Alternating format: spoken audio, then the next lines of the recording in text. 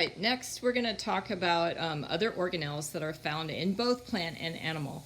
Now I've just drawn an animal cell here just because it's easier to draw. So other plant cells would have all the same items in here, with one exception, and I will talk about that in a bit. But basically, let's just kind of go through these organelles and one at a time and talk about each one of them, and then I will show you some of the micrographs of them that are found in your textbook. Okay, so first of all, let's talk about the nucleus. Now, the nucleus contains the coding information via the DNA for both cell division and for protein synthesis. And you're going to see when we talk about enzymes, etc., that how protein synthesis is going to be responsible for cell function. And we'll talk more about that later. But the chromosomes are made of DNA, and they are wrapped around what is called histone proteins. Again, we'll kind of look at these a little bit closer when we talk about mitosis and look at the chromosomes. But the DNA wrapped around proteins make a structure of the chromosomes, and like I said, there's usually multiple of these. And the nucleolus is this dark body that is right here. The nucleolus is a mass of ribosomal RNA, or what we call ribosomal subunits. And those are going to be making the ribosomes, or being put together out here on another membrane system called the rough ER. So they're kind of collected and made inside the nucleus, and then they will be transported out here and assembled and used on the rough ER. The nuclear envelope is a double biphospholipid layer that has pores in it. The pores, of course, allow for things to go in and out of the nucleus, including, like I was just talking about, the ribosomal subunits, but as well as many other items like for DNA replication and that kind of thing. And that coding information, all that stuff that we've kind of mentioned in other lectures. Now this, the rough ER is the next membrane system. So this is actually an extension of the membrane of the outside of the nuclear membrane. That membrane connects and extends in masses of membranes that are going back and forth on itself. This saves space. That is, it puts a lot of membrane in a very small space that allows for a lot of activity to happen along that membrane. And what's mainly happening there is protein synthesis, because these are where the ribosomes assemble, and ribosomes are responsible for protein synthesis. So that's the big thing.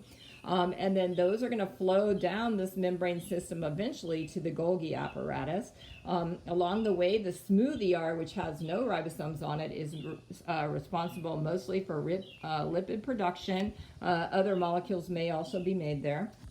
And then all of those materials are going to end up in another organelle that is looks like a bunch of flat pancakes of membranes stacked on top of each other, where there are macromolecules being synthesized, and they will then be shipped out. Some people call this the UPS of the cell because they are responsible for packing and shipping.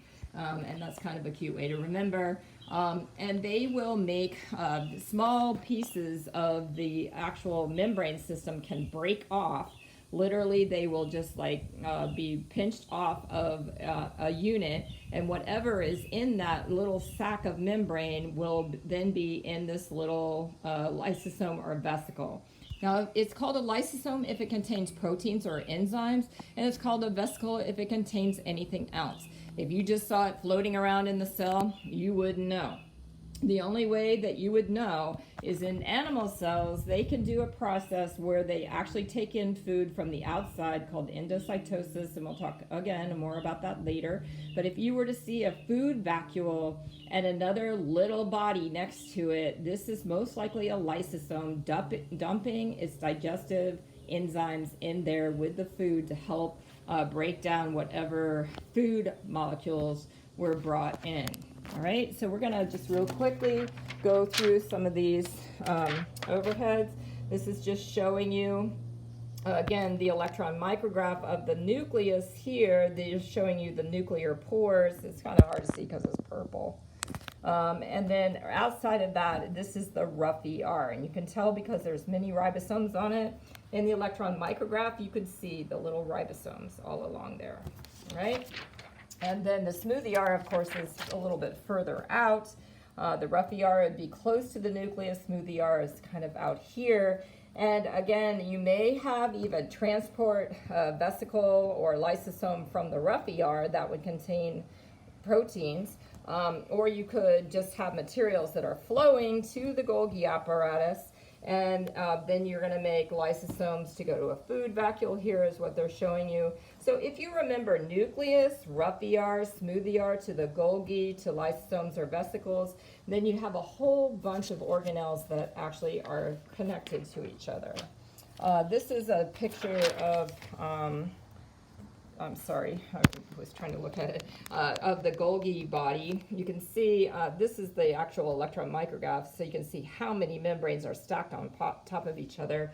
And there is the side that's receiving, called the cis side. This is coming from, you know, the ER system, and then the packing, or from the outside, and it's going to be receiving things that it's going to then put together in these other membrane systems, and shipping them out as lysosome or vesicles, also called a transport vesicle. So there's, you know, various names depending on like what you're talking about.